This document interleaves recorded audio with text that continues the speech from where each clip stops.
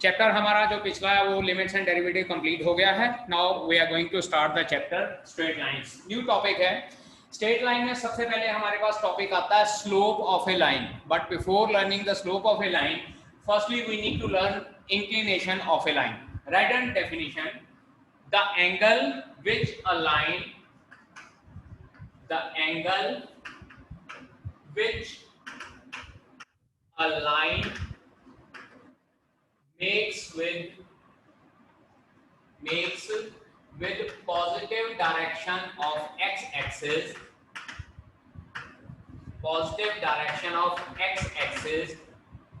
in the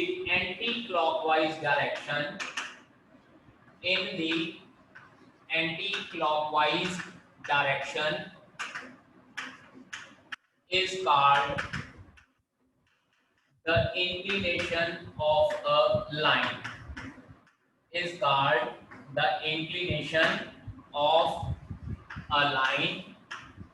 And is denoted by the symbol theta. अगर हम लोग inclination of a line find out करना चाहते हैं तो the angle which a line makes with positive direction of x axis. अब यहाँ पे देखिए हमारे पास इस तरह से कोऑर्डिनेट एक्सिस होते हैं। This is x axis, this is y axis, and let us suppose a line is making this kind of angle, और ये एंगल हम लोग हमेशा एंटी क्लॉकवाइज डायरेक्शन में कंसीडर करते हैं। Then this angle which we are considering in the anti-clockwise direction is given by the symbol theta, and this is known as the angle of inclination of a line. अब यहाँ पे theta हमारे पास acute angle है। Similarly एक case हमारे पास इस तरह से आ जाता है, this is x axis, y axis, कि हमारे पास जो स्ट्रेट लाइन है इस तरह से भी ड्रॉ हो सकती है। अब इस तरह से जो स्ट्रेट लाइन ड्रॉ होती है इसमें हम लोग यहाँ पे एंगल नहीं कंसिडर करेंगे। Positive direction of x axis का मतलब इस डायरेक्शन पर एक्स एक्सिस में हम लोगों ने एंगल कंसीडर करना है। Then this angle will be like this. यहाँ पे देखिए एरो का साइन एंटी क्लॉकवाइज डायरेक्शन में डाल रहा हूँ। Then this angle is theta. Clearly here theta is acute angle and here theta is obtuse angle. Similarly हमारे पास जो स्ट्रेट लाइन इस तरह से भी ड्रॉ हो सकती है। Let us consider this is a straight line x dash, x, y and y dash। तो स्ट्रेट लाइन हमारे पास जो है वो कुछ इस तरह से भी ड्रॉ हो सकती है like this।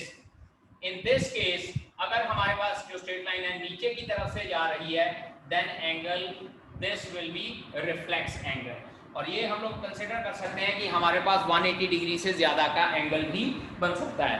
तो यहाँ पे हमारे पास क्या होता है कि जो स्ट्रेट लाइन का एंगल है with the positive direction of x axis हम लोगों ने हमेशा कंसीडर करना है।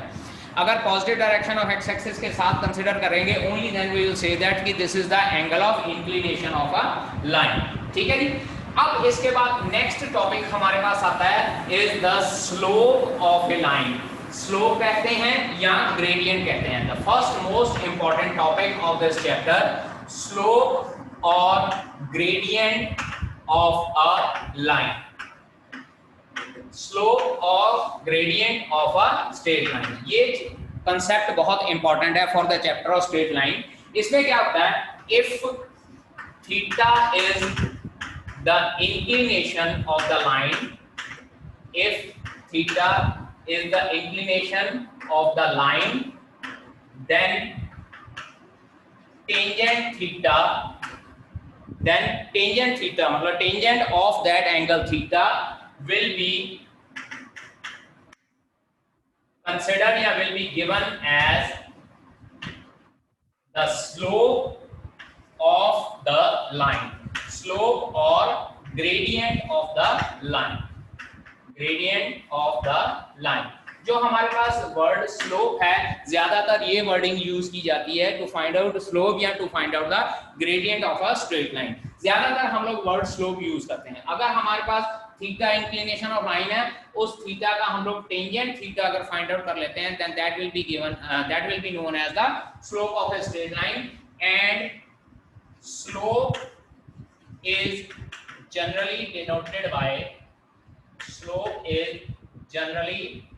denoted by small small m, जो लेटर स्मॉल m होता है उसके साथ जो है स्लोप को डिनोट किया जाता है। ठीक है जी, नोट कर लीजिए ये डेफिनेशन, फिर इसकी स्लोप की कुछ कैरेक्टरिस्टिक्स करते हैं हम लोग, या properties of slope. Number 1, if 0 less than theta less than pi by 2 or pi less than theta less than 3 pi by 2। अब चेक कीजिए, ये 0 less than theta less than pi by 2 is the first quadrant and pi less than theta less than 3 pi by 2 is the third quadrant। तो इसका मतलब क्या होता है कि अगर हमारे पास स्लोप फर्स्ट क्वाड्रेंट में थीटा लाई करता है या थर्ड क्वाड्रेंट में अगर थीटा लाई करता है, then the value of slope is positive।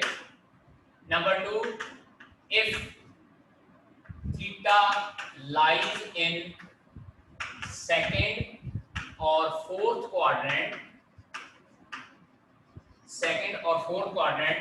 then slope of line will be negative। Third one, if theta is equals to 0 or pi, इसको हम लोग इस तरह से भी कह सकते हैं parallel to x axis. If theta is equals to 0 or pi, then slope of line is 0।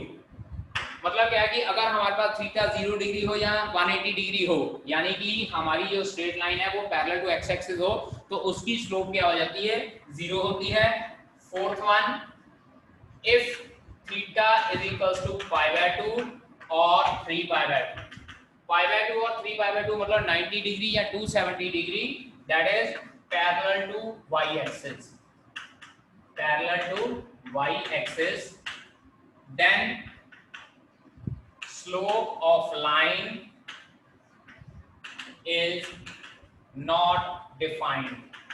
तो उस केस में स्लोप जो है लाइन की नॉट डिफाइंड हो जाती है, क्योंकि 90 डिग्री और 270 डिग्री का मतलब होता है कि जो लाइन हमारे पास है वो वाई एक्सिस के पैरेलल है, और 90 डिग्री हम लोग को पता है कि टेंजेंट 90 डिग्री की वैल्यू जो है इन्फिनिटी होती है या नॉट डिफाइंड होती है। तो in that case slope of line is not defined. ठीक है जी, इसके बाद नेक्स्ट हमारे पास आ जाता है fifth property, very important property, fifth and sixth. If two lines with slope m1 and m2 are parallel, if two lines with slope m1 and m2 are parallel, then m1 is equals to m2 and vice versa। Vice versa का मतलब होता है, जैसे यहाँ पे मैंने कहा कि अगर दो लाइनें जिनकी स्लोप m1 और m2 है, वो लाइनें अगर पैरेलल हैं तो उनकी स्लोप्स आपस में इक्वल होंगी, m1 इक्वल्स टू m2 होगी। सिमिलरली अगर हम लोगों के पास दो स्लोप्स इक्वल गिवन होती हैं तो हम ये रिजल्ट डिड्यूस कर सकते हैं कि दो लाइनें आपस में पैरेलल हैं। तो that's why we are using vice versa. मतलब क्या है कि इसका रेसिप्रोकेशन, या अगर हम लोग यू कैन से दैट कि पैसिव वॉइस भी बना लें तो भी हमारे पास ये सेम होता है। Then next, sixth line, if two lines with slope m1 and m2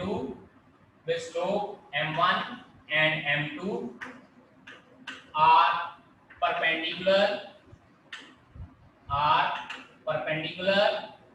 if and only if m1 multiplied by m2 is equals to -1 and vice versa। यहाँ पे भी सेम वही चीज, and vice versa। मतलब क्या है कि अगर दो लाइनें आपस में परपेंडिकुलर हैं तो उनकी स्लोप का प्रोडक्ट हमेशा -1 आएगा, और we can say that कि if the product of slopes is equals to -1 then the two lines are perpendicular to each other। अब याद कीजिए 10th क्लास का कोऑर्डिनेट ज्योमेट्री का चैप्टर, वहां पे हम लोगों को कहा होता है 4 कोऑर्डिनेट्स दिए हुए होते हैं और हमको ये कहा होता है चेक करो whether these are the coordinates of a parallelogram or not. वहां पे हम लोग क्या करते थे कि डिस्टेंस फार्मूला लगाते थे, ठीक है ना। अब डिस्टेंस फार्मूले में क्या करते थे कि ए बी का डिस्टेंस और उधर से सी डी का डिस्टेंस इक्वल आता था, फिर इधर से ए डी और बी सी का डिस्टेंस इक्वल आता था, तो हम लोग कहते थे कि opposite sides are equal hence it is a parallelogram. But that was quite lengthy method, क्योंकि 4 डिस्टेंस निकालने होते थे, हम लोग वो 4 डिस्टेंस निकाल के क्या देते थे कि वो लाइनें आपस में इक्वल हैं, that's why opposite sides are equal hence it is a parallelogram. But यहाँ पे हम लोग क्या करेंगे, यहाँ पे हम लोग स्लोप्स निकाल लेंगे ऑपोजिट लाइनों की, और अगर स्लोप इक्वल आ जाती है तो इसका मतलब opposite pair of lines are parallel, hence it is a parallelogram। मतलब ये भी हमारे पास एक मेथड आ जाएगा, क्योंकि पेपर में क्वेश्चन आ जाता होता है कि without using the concept of distance formula prove that the given coordinates are the coordinates of a parallelogram। अब without using the concept of distance formula है, तो इसका मतलब क्या है कि वहां पे हम लोग डिस्टेंस फार्मूला नहीं, वहां पे हम लोग स्लोप का फार्मूला लगाएंगे। सिमिलरली एक ट्राइंगल के कोऑर्डिनेट्स दिए हुए होते हैं और वहां पे हमको कहा होता है कि prove that these are the coordinates of a right angle triangle.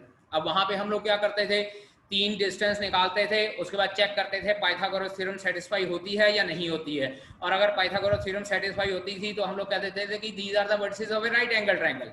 लेकिन अब यहाँ पे हम लोग ये कंसेप्ट लगा सकते हैं, तीनों लाइनों की स्लोप निकालनी है और किसी 2 स्लोप्स की मल्टीप्लिकेशन का आंसर -1 होना चाहिए। अगर -1 हो जाता है तो इसका मतलब हम लोग कह सकते हैं कि this is the right angle triangle. Understand? Slope of a line joining 2 points, अगर हम लोगों को 2 पॉइंट गिवन है और उन दोनों पॉइंट से हम लोगों ने स्लोप किस तरह से फाइंड आउट करनी है। Let capital A whose coordinates are x1 y1 and capital B be any 2 points whose coordinates are x2 and y2 are any 2 points, then slope of AB will be given by y2 minus y1 over x2 minus x1। Slope of a line joining 2 point जिसके coordinate x1 y1 और x2 y2 है, coordinate system हम लोगों ने 10th class में coordinate geometry में पढ़ा है। अगर उसके कोऑर्डिनेट किसी लाइन के x1 y1 और x2 y2 है तो उस लाइन की स्लोप क्या आ जाएगी, y2 minus y1 over x2 minus x1 and this will be given by small m। तो इसका मतलब हमारे पास स्लोप के 2 फार्मूले हो गए। एक फार्मूला है जिसमें हम लोगों को 2 पॉइंट गिवन होते हैं, we need to find out the slope, and the second formula is m is equals to tangent theta, where theta is angle of inclination with positive direction of x-axis,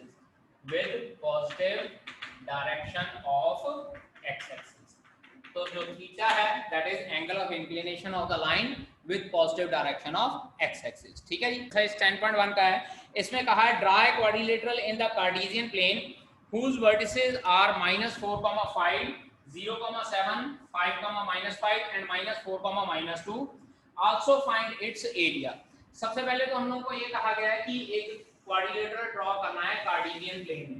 ठीक है जी, मैं just एक rough diagram सी draw कर देता हूँ इसकी। यहाँ पे this is y dash 0 1 2 3 4 5 6, this is 1 2 3 4 5 6 and then this is y axis 7, this is -1 -2 -3 -4 -5 -6 -1 -2 -3 -4 -5 -6। So first coordinate is -4,5, this is -4 and this is 5, so we can say that this is -4,5. second coordinate was 0,7, 0,7, this was the second coordinate, and third coordinate was 5,-5, this is 5 and this is -5, and fourth coordinate is -4,-2, -4,-2, this is -4,-2। Joining these coordinates हमारे पास कुछ इस तरह से एक quadrilateral बन गया है, and we need to find out the area of this quadrilateral। Let us consider this is A, this is B, this is C and this is D. अब 10th क्लास में हम लोगों ने एरिया क्वाड्रिलेटरल का formula तो नहीं, खैर method पढ़ा था कि हम लोग वहां पे क्या करते थे कि क्वाड्रिलेटरल को ऐसे डायगोनल ज्वाइन कर देना, दो ट्राइंगल बन जाएंगे और उन दोनों ट्राइंगल्स का एरिया का फॉर्मूला लगा देना। एरिया ट्राइंगल का फॉर्मूला हम लोगों ने 10th क्लास में पढ़ा है। अब एक शॉर्टकट मेथड होता है to find out the area of quadrilateral directly. इसमें हम लोग क्या करते हैं कि दो ट्राइंगल में कन्वर्ट नहीं करते हैं इसको, डायरेक्टली हम लोग एरिया ऑफ क्वाड्रिलेटरल का फॉर्मूला लगाते हैं। देखिए मैं फॉर्मूला लिख देता हूं, area of quadrilateral is equals to 1/2 x1 y1 x2 y2 x3 y3 x4 y4 and then x1 y1 again. इस तरह से इसको लिख लेना। और जो ये स्ट्रेट लाइन है इसका मतलब है कि ये सारा टर्म हम लोगों ने मॉडुलस में रखना है, ये सारा का सारा हमारे पास मॉडुलस है। इसमें क्या होता है कि ये जो स्ट्रेट लाइन है इनको आपस में मल्टीप्लाई करना है। चेक कीजिए, x1 मल्टीप्लाई होगा y2 के साथ, x2 y3 के साथ, x3 y4 के साथ और x4 y1 के साथ, और इसके बाद इनको इधर मल्टीप्लाई करना है। याद कीजिए 10th क्लास में हम लोगों ने क्रॉस मल्टीप्लिकेशन मेथड किया था ना, जो linear equation in two variable में, जिसको हम लोग इस तरह से 2312 मेथड भी बोलते हैं। वहां पे हम लोग क्रॉस मल्टीप्लिकेशन करते थे और जो डॉटेड लाइन है इनके साथ हम लोग नेगेटिव साइन लगा देते थे। सेम यही फॉर्मूले में हम लोगों ने यहाँ पे भी इसी तरह से करना है। तो area of quadrilateral ABCD, area quadrilateral ABCD will be equals to 1/2 modulus.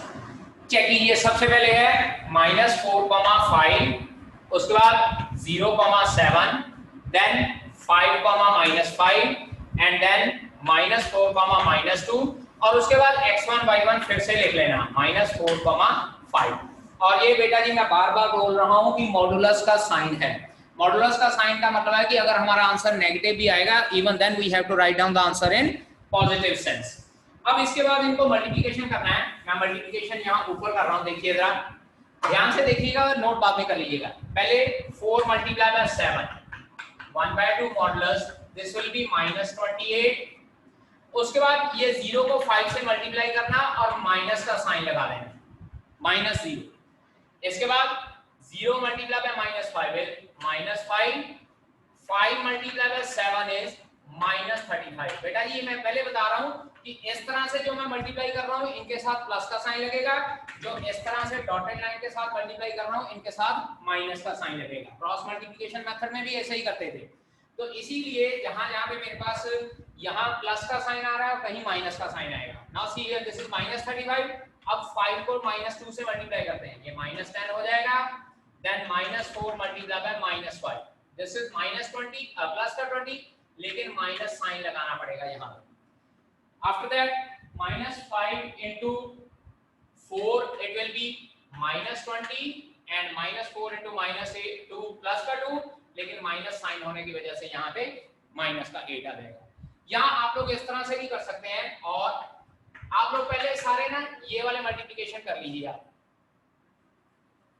एक साइड की मल्टीप्लिकेशन कर लीजिए, this one only, -4 into 7 -28, then 0 into 5 0, 5 into -2 -10, -4 into 5 -20, और उसके बाद जो इस साइड वाली है उनको मल्टीप्लिकेशन कर लीजिए और उसके साथ माइनस का साइन लगा लीजिए। चॉइसेस आर की हम लोग किस तरह से करना चाहते हैं, ठीक है जी। So this will be equals to 5, -5 and then next हमारे पास आ जाता है। अब जब हम लोग इसको सॉल्व करते हैं, चेक कीजिएगा, this is equals to 1/2 -28 -5 -33 -35 -68 and this is -78 -98 -118 and -126। अब मैंने आपको कहा है कि मॉडुलस का साइन आना चाहिए, मॉडुलस के साइन की वजह से हम लोग इसको करेक्शन कर लेंगे। चेक कर लेते हैं एक बार दोबारा से, दिस इज -28 देन 0, ओके यहाँ पे बेटा 0 आना है, अगेन 0 मल्टीप्लाई बाय -5 इज 0, तो ये हमारे पास -121 आ जाएगा। चेक कर लीजिए यहाँ पे 0 आना बेटा। सो माइनस का साइन रिमूव करते हैं तो हमारे पास 121/2 स्क्वायर यूनिट्स आंसर आता है, ठीक है जी। So area of quadrilateral is 121/2 square units, understand. Second question for this exercise is the base of an equilateral triangle with side 2a lies on the y-axis. ये एक तरह से हमारे पास कोऑर्डिनेट एक्सिस है. This is x dash, this is x, y and y dash. यहाँ पे हमारे पास उसने ये कहा है कि एक इक्विलेटरल ट्रायंगल है जिसकी साइड 2a यूनिट्स है, lies along the y-axis such that the midpoint of base is at the origin. यानी कि बेस का मिड पॉइंट ओरिजिन पे है. तो इसका मतलब अगर मैं a यूनिट यहाँ पे ले लूं तो a यूनिट ही मेरे को नीचे लेने पड़ेंगे. ठीक है जी. बेस ये इक्विलेटरल ट्रायंगल का हो गया. Find the vertices of the triangle. Triangle के वर्टेक्स फाइंड आउट करने हैं. अब ये देखिए, अगर ये लेट अस कंसीडर ये पॉइंट मैं a ले लेता हूं और ये पॉइंट b ले लेता हूं. Distance AB is the base of an equilateral triangle. अब ट्रायंगल हम लोग को ये नहीं कहा कि किस डायरेक्शन में जा रहा है, तो हम लोग ये कंसीडर कर सकते हैं कि जो ट्रायंगल है वो either positive direction of x axis के साथ भी बन सकता है या negative direction of x axis के साथ भी बन सकता है. तो we can say that ABC भी इक्विलेटरल ट्रायंगल बन सकता है और ABC डैश भी इक्विलेटरल ट्रायंगल बन सकता है. And we need to find out the coordinates A, B, C and C dash. अब बेटा ये सीधी सी बात है, अगर ये A यूनिट है तो ये 0, A हो जाएगा और ये 0, -a हो जाएगा. यानी कि हमारे पास A और B के कोऑर्डिनेट्स तो आ गए हैं. Now we need to find out the coordinate of C and C dash. अब यहाँ पे बेटा पहले लाइन लिखेंगे. Second question, since the base of equilateral triangle lies on y-axis and midpoint of base is origin. Midpoint of base is origin. So let A and B, A के साथ directly मैं लिख देता हूँ 0, A and B 0, -a are two coordinates. दो coordinates तो triangle के ये हो जाएंगे, एक 0, a और एक 0, -a, क्योंकि लेंथ हमारे पास जो है वो 2a यूनिट गिवन है. Side of triangle is 2a unit given है. अब हम लोगों ने now equilateral triangle can be either ABC और ABC डैश. ओके, अब बात करते हैं, चेक कीजिए जरा. अगर मैं ये लाइन OC को डार्क करता हूं तो चेक करें, ये जो OC लाइन है this is the perpendicular of equilateral triangle. From figure OC is perpendicular of equilateral triangle ABC and OC dash is the perpendicular of triangle ABC dash. और हम लोगों को पता है perpendicular in equilateral triangle and length of perpendicular in equilateral triangle will be given by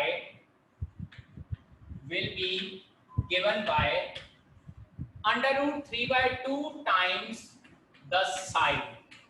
एक बार याद रखिएगा, formula याद रखिएगा कि इक्विलेटरल ट्रायंगल में जो परपेंडिकुलर होता है वो हमेशा √3/2 times side of equilateral triangle के हिसाब से देता है. तो इट मींस क्या हो जाएगा, this will be equals to √3/2 into 2a. याद कीजिए क्वेश्चन में हम लोग को साइड 2a गिवन है, ये 2 और 2 कैंसिल आउट हो जाएगा तो ये √3a हो गया.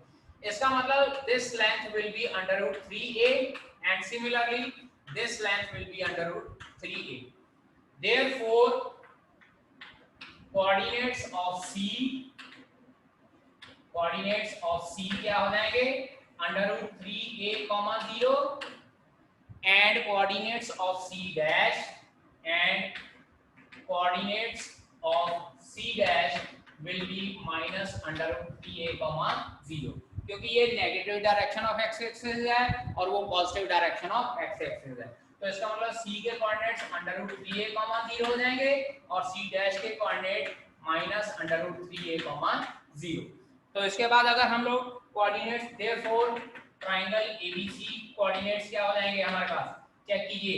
एक हो जाएगा 0a, then 0 minus a, then under root 3a 0 and triangle ABC dash के कोऑर्डिनेट्स क्या हो जाएंगे 0 a, 0 minus a and minus under root 3a 0। हम लोगों को ये नहीं कहा हुआ है कि किस डायरेक्शन में ये ट्रायंगल बन रहा है, हम लोगों ने पॉजिटिव डायरेक्शन वाली साइड भी कंसीडर कर लेना है और नेगेटिव डायरेक्शन वाली साइड पे भी कंसीडर करना है और उसके अकॉर्डिंगली हम लोगों ने इसके कोऑर्डिनेट्स बता देंगे। ठीक है जी, नोट कीजिए बेटा। ठीक है, question number 3rd and 4th you have to try yourself, you will do yourself, and in the next lecture, that is tomorrow, we will discuss question number 5th onward, which is based on the slope of a straight line. Okay, I'm going to end this meeting right now. We'll meet tomorrow beta.